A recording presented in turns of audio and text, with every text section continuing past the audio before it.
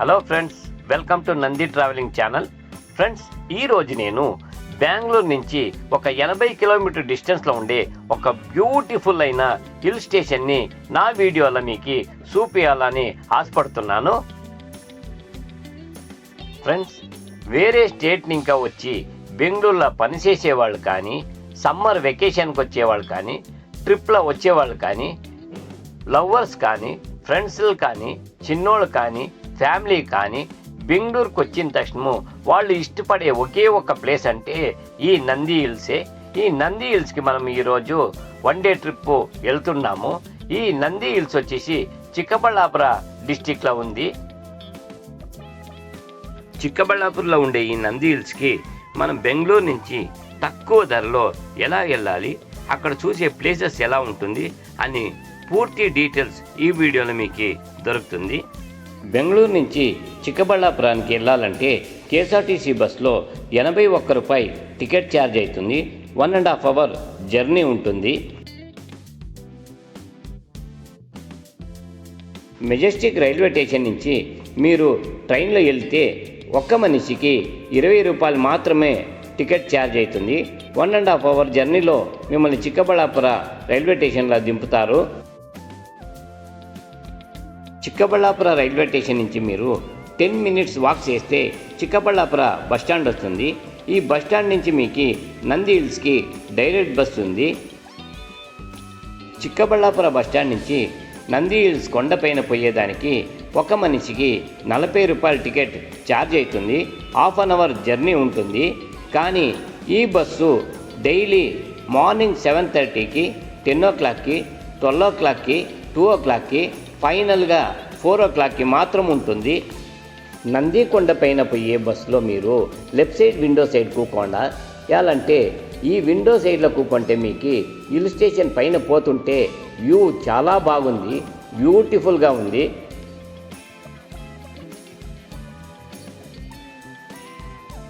ఈ బస్సు మిమ్మల్ని entrance gate దగ్గరనే నిలుపుతారు.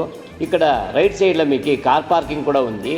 దీనికి ఆపోజిట్లోనే టికెట్ కౌంటర్ ఉంది. ఇక్కడ టికెట్ తీసుకోండి. ఒక మనిషికి 20 రూపీస్ అవుతుంది. ఈ టికెట్ తీసుకొని పోయి ఎంట్రన్స్ జోన్ దగ్గర ఇస్తే అక్కడ వాడు టికెట్ చెక్ చేసి మీ బ్యాగులు కూడా చెక్ చేస్తాడు. నా ఈ వీడియోని నీట్గా అబ్జర్వ్ చేసుకోండి, లేకపోతే మీరు చాలా ప్లేసెస్ మిస్ అవుతారు. గేట్ దాటిన తక్షణమే మీకు రైట్ సైడ్లో ఒక దావ వస్తుంది. ఆ దావలో జనాలంతా పైనకి వెళ్తుంటారు. కానీ మీరు అలా వెళ్ళొద్దండి. మీ లెఫ్ట్ సైడ్లో చూడండి, ఒక గ్రాస్ ల్యాండ్ ఉంది. దూరంగా ఒక రెడ్ కలర్ బిల్డింగ్ కనిపిస్తుంది. ఆ తోటికి మీరు వెళ్ళండి. ఎందుకంటే ఆ ఇల్లు వచ్చేసి టిప్పు సమ్మర్ ప్యాలెస్ అనేసి. ఈ రెడ్ కలర్ బిల్డింగ్ వెనక తొట్టు మీకు ఒక బోర్డు కనిపిస్తుంది, అబ్జర్వ్ చేయండి. దీని పక్కల స్టెప్స్లు ఉన్నాయి. ఈ స్టెప్స్ ముఖాంతరంగానే టిప్పు సుల్తాన్ దిగువని ఇంకా ఈ నంది హిల్స్ పైనకి వస్తూ ఉండే. వచ్చినప్పుడు ఈ రెడ్ బిల్డింగ్లోనే రెస్ట్ తీసుకుంటా ఉండే. ఈ స్టెప్స్లో మనము కొంచెం దూరం అలాగే వెళ్తే మనకి అక్కడ గవి వీరభద్రేశ్వర స్వామి టెంపుల్ ఉంది. ఈ టెంపుల్ వచ్చి బండ లోపలే బండని ఓల్చేసి చేసిండే దేవాలయం ఇది. ఇది హొయసళ పీరియడ్లో కట్టిండే దేవాలయం అనేసి హిస్టరీ చెప్పి. ఈ దేవాలయంలోపు వీరభద్రేశ్వర స్వామి, భద్రకాళి, గణేశుడు, సుబ్రహ్మణ్య స్వామి, ఈ అన్ని దేవుళ్ళ సన్న సన్న గుడిలు ఉన్నాయి. ఈ దేవుళ్ళ దర్శనం చేసుకొని మళ్ళీ మనము ఈ స్టెప్స్ అంతా ఎక్కి పైనకి వెళ్తే మనము ఈ రెడ్ కలర్ బిల్డింగ్ లెఫ్ట్ సైడ్లో వెళ్ళాలి. ఇక్కడ వెళ్తే మనకి ఒక పుష్కరిణి కనిపిస్తుంది. ఈ పుష్కరిణి వచ్చేసి చోళాస్ పీరియడ్లో కట్టిండేది అనేసి హిస్టరీ ఉంది. ఈ పుష్కరిణి చూసుకొని మనము ముందుకెళ్తే మన ముందుగా ఒక పార్క్ ఉంటుంది. ఈ పార్క్లో పిల్లలు ఆడేదానికి చాలా బాగుంది.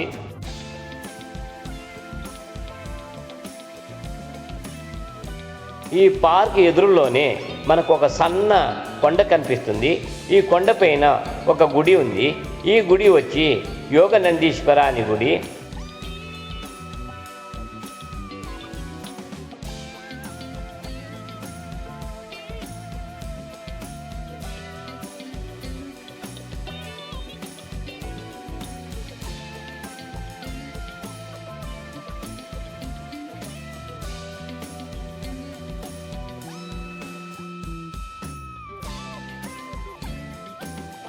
గుడి లోపల ఉండే యోగనందీశ్వర స్వామిని మనము భక్తిపూర్వకంగా మొక్కి ముందుకెళ్తే అమ్మవారి గుడి ఉంది. అమ్మవారిని మొక్కి ఇంకొంచెం ముందుకెళ్తే అక్కడ సుబ్రహ్మణ్య స్వామి ఉంది. సుబ్రహ్మణ్య స్వామిని భక్తిపూర్వకంగా మొక్కి మనం వెనక్కి వస్తే ఇదే క్యారిడార్ లోపల ఒక కళ్యాణి ఉంది. ఆ కళ్యాణి చాలా అందంగా ఉంది. ఈ కళ్యాణిని మనము చూసుకొని మనము దేవస్థానం బ్యాక్ సైడ్ గేట్లో వెనక్కి వస్తే ఇక్కడ మనకి ఒక బ్యూటిఫుల్ అయిన వ్యూ పాయింట్ ఉంది. ఇక్కడ కొన్ని బెంచులు కూడా వేసిండారు. చూసేదానికి చాలా అద్భుతంగా ఉంది. ఈ వ్యూ పాయింట్ చూసేసి మళ్ళీ మనము దేవస్థానం ఫ్రంట్ దోవలో వెళ్తుంటే మన లెఫ్ట్ సైడ్లో ఒక పోస్ట్ ఆఫీస్ ఉంది.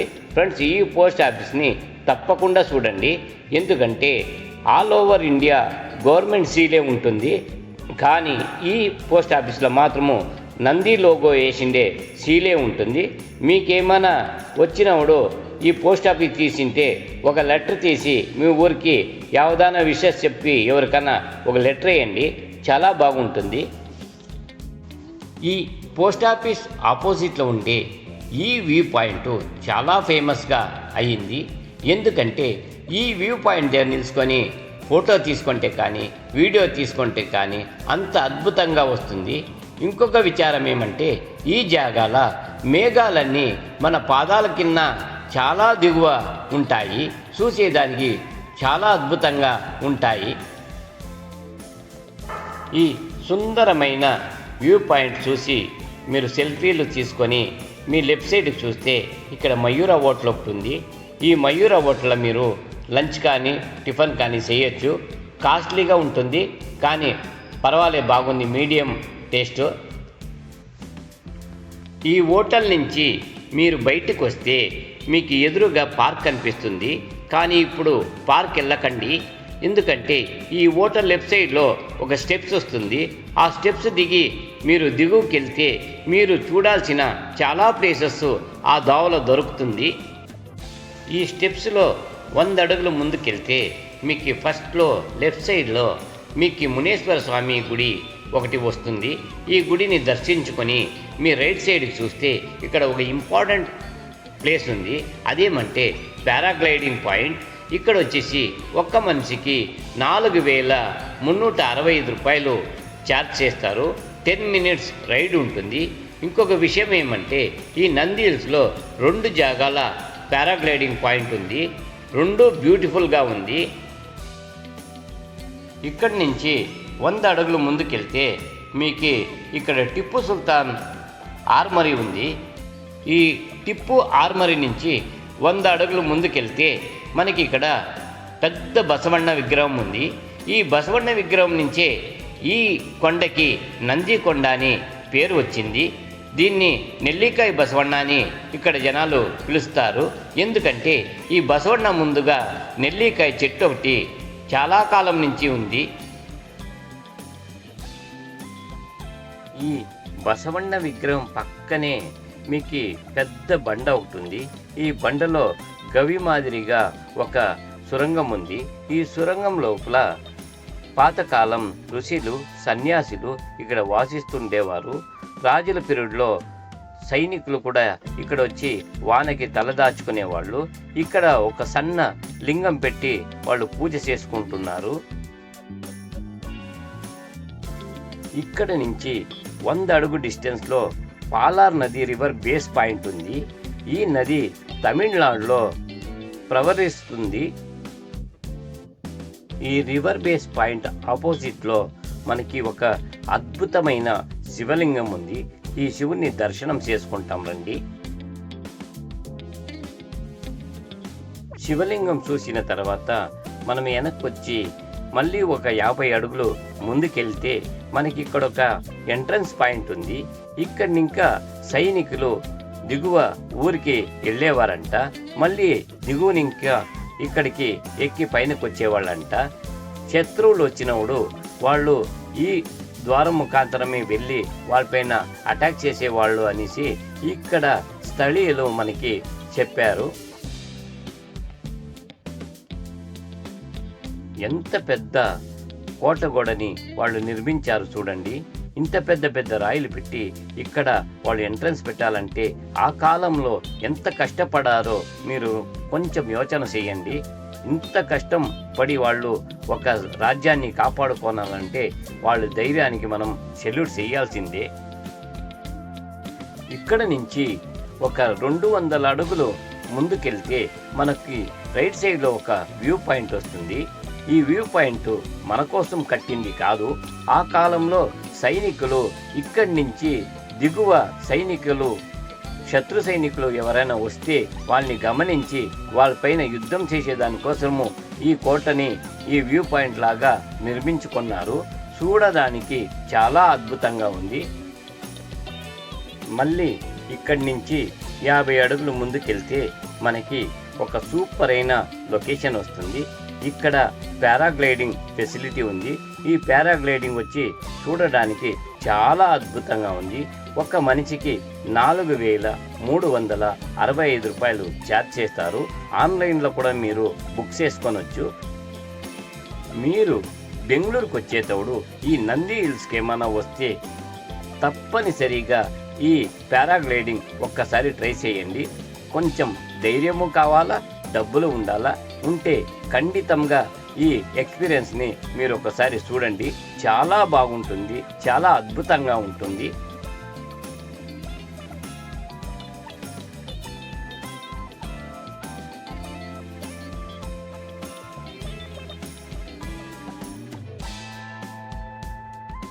పది నిమిషాల పాటు గాలిలో ఎగిరి ఆకాశంలో తేలి ఈ కొండ చుట్టూ ఒక రౌండ్ వచ్చి మీరు దిగుతా ఉంటే మీకయ్యే ఆనందం ఎవరికి చెప్పేదానికయ్యేలే.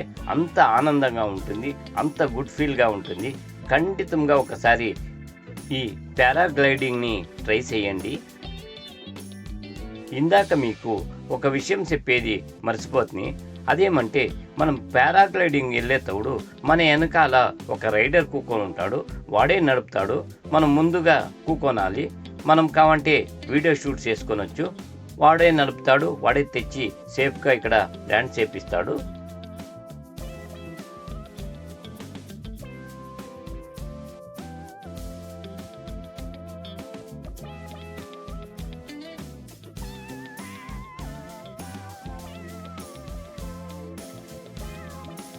ఇకపోతే ఈ నంది హిల్స్లో మనం చూడాల్సిందే ప్లేస్లో ఒక 4-5 ఉంది అంతే.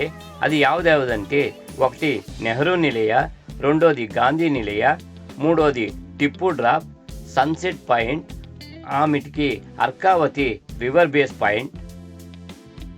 ఈ నెహ్రూ నిలయ మరియు గాంధీ నిలయ అనే ఈ భవనాలు బ్రిటిష్ కాలం నాటిది.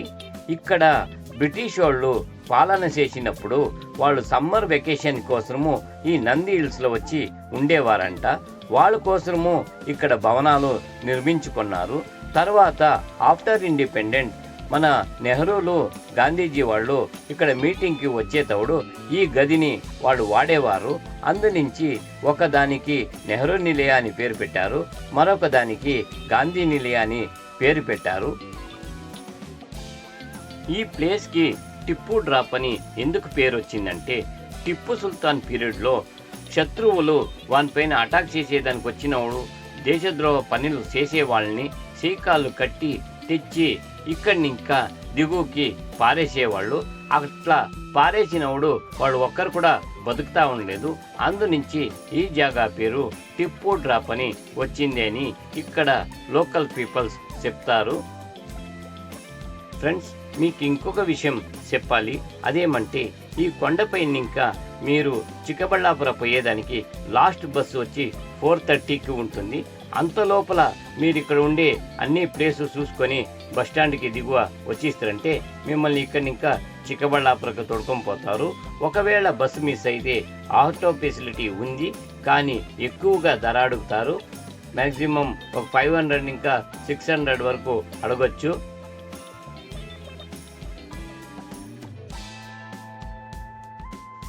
నా వీడియో మీకు నచ్చితే, నా ఎక్స్ప్లెనేషన్ మీకు ఇష్టమై ఉంటే ఖండితంగా నా ఛానల్ని సబ్స్క్రైబ్ చేసుకోండి. అప్పుడు నాకు మోటివేషన్గా ఉంటుంది. మీకు నేను వేసే వీడియో మొదటిగా అందుతుంది. జై హింద్.